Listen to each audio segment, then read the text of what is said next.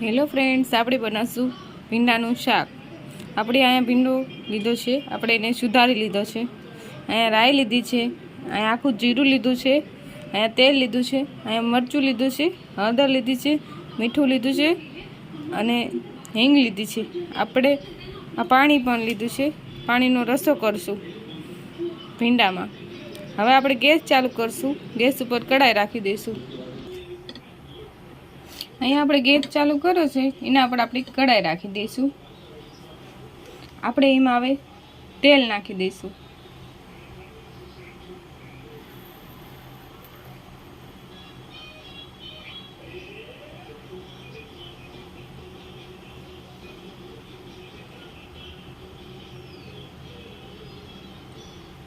થોડુંક તેલ નાખી દઈશું।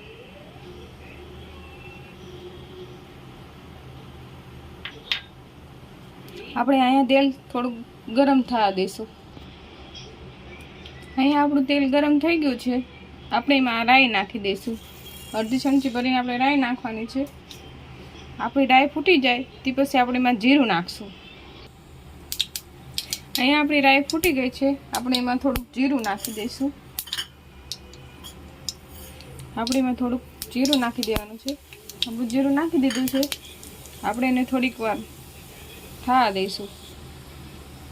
આપણું જીરું ગરમ થઈ ગયું છે, આપણે એમાં હિંગ નાખી દઈશું। થોડીક હિંગ નાખી દેવાની છે। આપણે એને હલાવી લઈશું। હલાવી આ રીતે આપણે મિક્સ કરી દેવાનું છે બધું।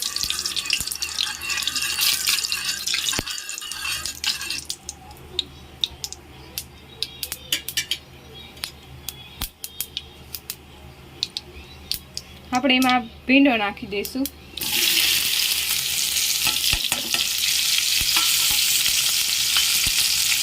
આપણે એને આ રીતના હલાવી દઈશું।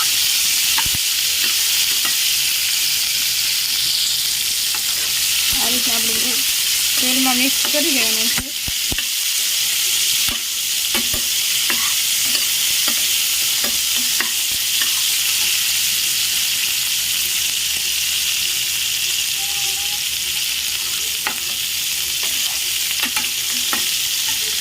આપણે એને થોડી વાર ચડવા દઈશું। અહીંયા આપણો ભીંડો તેલમાં શેકાઈ ગયો છે, આપણે એમાં મરચું નાખી દઈશું। આપણે 1 ચમચી ભરીને એમાં મરચું નાખશું। અડધી ચમચી ભરીને હળદર નાખશું।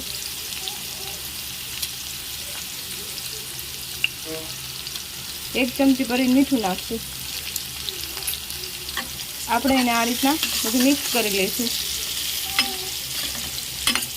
આ રીતના બધું મિક્સ કરી લેવાનું છે।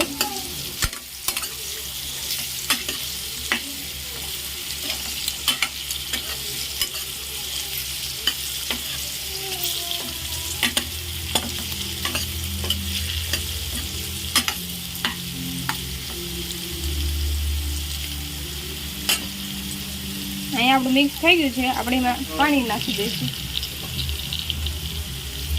આપણે આ જે પાણી લીધું હતું આપણે એ નાખી દઈશું।